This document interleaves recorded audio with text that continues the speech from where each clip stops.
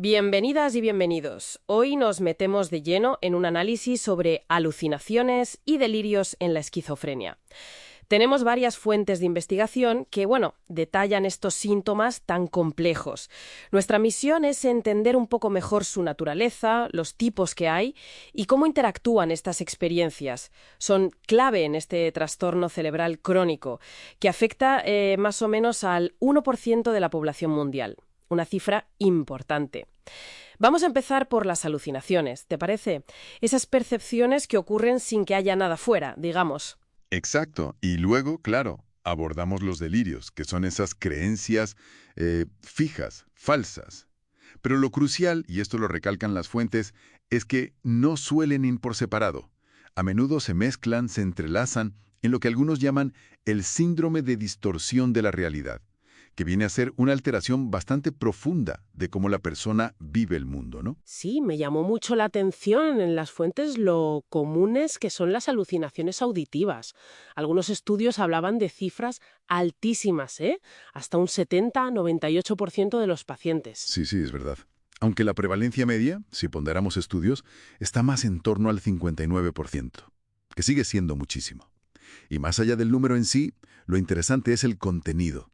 Suelen ser voces bastante claras y muchas veces críticas o acusadoras. Ajá. O incluso pueden dar órdenes peligrosas. Son las llamadas alucinaciones de mando. Y ojo, un dato clave que aparece en las fuentes. La conexión con el trauma. Es muy fuerte. Resulta que un 70% de la gente que oye voces dice que empezaron después de un trauma. Eso es. Es muy potente. Quiere decir que quizás no son solo fallos cerebrales al azar, sino como ecos sensoriales de vivencias traumáticas. Bueno, esa es una perspectiva que cada vez tiene más peso, sí. Y desde la neurobiología podría tener que ver con cómo el cerebro diferencia los propios pensamientos del habla que viene de fuera. Hay teorías sobre un fallo en un mecanismo, a veces lo llaman descarga corolaria o copia eferente, que es el que nos ayuda a reconocer nuestra voz interior. Si eso falla, pues, los pensamientos propios se podrían vivir como si fueran voces ajenas. ¡Qué fascinante! Vale, y más allá de oír cosas, las fuentes ponen las alucinaciones visuales como las segundas más comunes, ¿verdad? ¿Y esas cómo son? ¿Qué forma toman? Correcto. La prevalencia media está sobre el 27%. Y pueden ser muy variadas, ¿eh? Desde cosas simples como luces, formas geométricas, hasta ver personas, animales o incluso escenas muy complejas. Aquí es muy importante distinguirlas del síndrome de Charles Bonnet, Ah, sí. que es cuando personas con problemas de visión ven cosas, pero saben perfectamente que no son reales.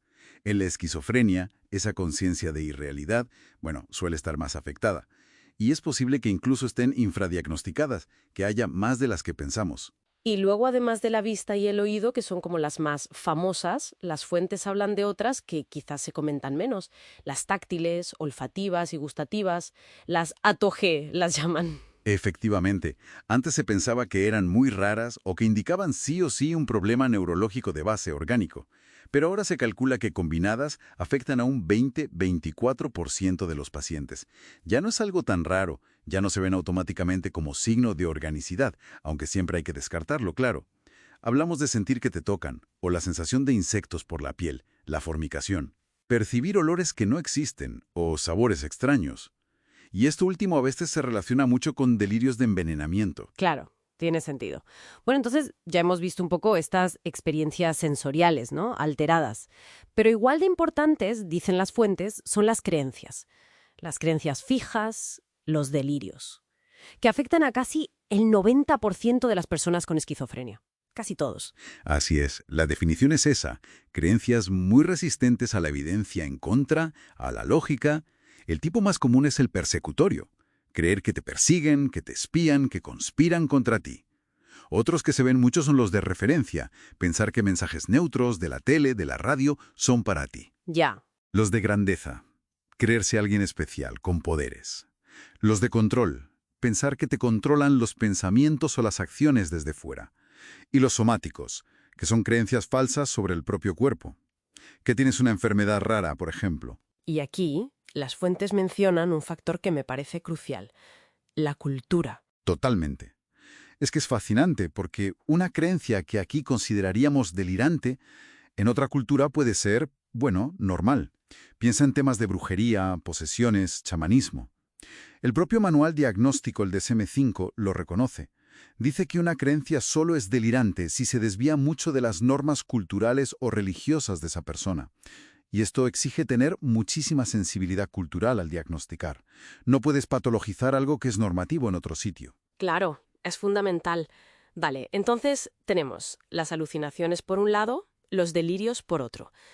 ¿Y cómo? ¿Cómo se relacionan? ¿Se influyen? Definitivamente. Forman como un ciclo que se retroalimenta. Los delirios pueden darle forma al contenido de las alucinaciones. O sea, si tienes un delirio de persecución, Ajá. es más probable que las voces que oyas sean amenazantes, ¿no? Y eso, a su vez, refuerza tu delirio. Las alucinaciones funcionan como una especie de prueba interna que confirma la creencia delirante. Entiendo. Y hay conexiones más específicas. Antes mencionaste las ATOG, as táctiles y demás. Sí, y esto es interesante. Las fuentes señalan que hay correlaciones bastante fuertes entre esas alucinaciones táctiles, olfativas, gustativas, ATOG, y los delirios somáticos o los de control. Esta conexión sugiere que quizás en la esquizofrenia hay una alteración muy profunda de cómo se perciben los límites del propio cuerpo. Como si la frontera entre el yo y el no yo se volviera borrosa a nivel sensorial y de creencias. Entonces, resumiendo un poco lo que hemos visto en las fuentes, tenemos un abanico de alucinaciones auditivas, que muchas veces conectan con traumas, Importante eso, ¿sí? visuales y también táctiles, olfativas, gustativas. Y estas se entrelazan muchísimo con delirios muy fuertes, de persecución, de referencia. Y todo esto, además, hay que entenderlo en su contexto cultural. No son cosas aisladas. Exacto. Entender esa complejidad, esa interacción, es vital, primero, para el diagnóstico, para diferenciarlo de otras cosas, y segundo, para pensar en un tratamiento más completo, más holístico, que no solo quite síntomas, sino que aborde la cognición, la percepción, y que sea sensible a la historia de la persona, al trauma, a su cultura. Nos deja una reflexión final, ¿no? Sabiendo esto, que delirios y alucinaciones se refuerzan y que las alucinaciones auditivas a menudo tienen que ver con traumas. ¿Podrían las terapias del futuro ir un poco más allá de solo suprimir los síntomas? Centrarse quizás en ayudar a la persona a reinterpretar esas experiencias internas, a lo mejor abordando el trauma directamente, o los sesgos de pensamiento que las alimentan. Es algo para darle una vuelta.